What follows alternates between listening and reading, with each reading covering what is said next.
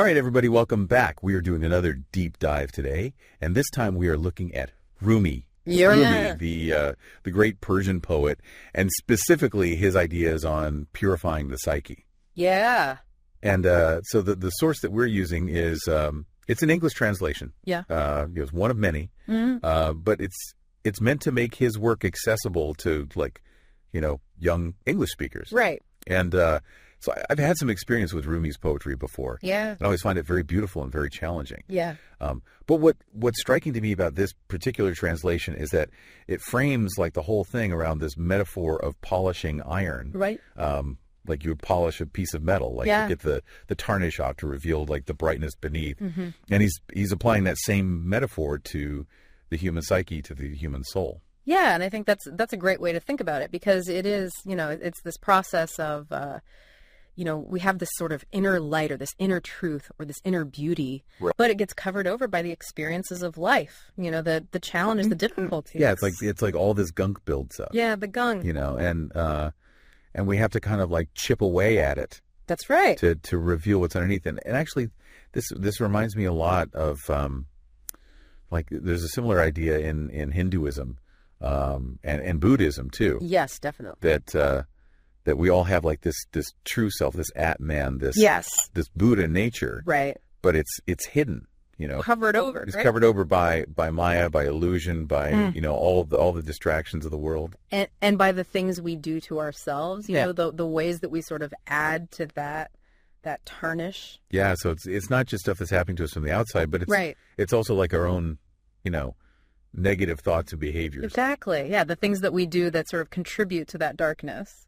Right, and Rumi actually gives some very concrete advice on how to stop doing that. Yes, he does. There's this one line that really struck me. It says, whatever has happened. Whatever's happened. Yeah. And it's not right. Come and stop doing it. Yeah. Come and stop doing it. It's so simple, but it's so powerful. It's like, just stop. Yeah. Like, no more excuses. Yeah. Identify what's not serving you and just stop doing it. And this is so relevant to like modern psychology and self-help too. It is. Like this idea of like mindfulness. Yes. Like, being aware of your thoughts and your actions and choosing a different path. Yep, choosing a different path. And it kind of reminds me of that old saying, like, between stimulus and response, there is a space. Yes. And in that space is our power to choose. That's right. And I think that's what Rumi's getting at here is like, we have this tendency to just react to things. Mm-hmm.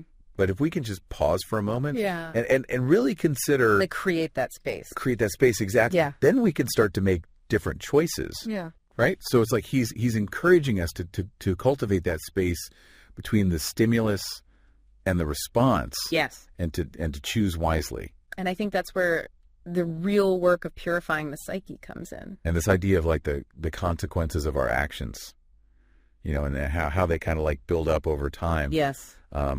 There's another line that I wanted to ask you about. It says, "You've darkened the water, don't add more to it." Such a vivid image. It is. It's such a vivid image, and it makes me think of like a clear pool of water. Yeah.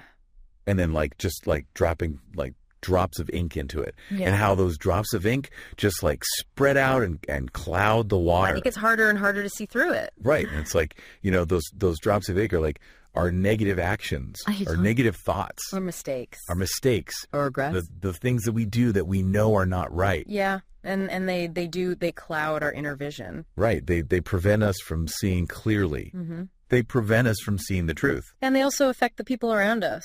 Right. It's not just such an internal thing. Yeah. It's not just like an isolated. Exactly. It's like it ripples out. It ripples out in the world. And so it becomes really important to be mindful of those ripples. To be mindful of the ink that we're dropping into the water. Yeah. And to try to make amends, to clean up the messes that we've made. And, and even when we do make those mistakes, even when we do darken the water, Rumi doesn't leave us there, like in that darkness. Oh, no, he doesn't.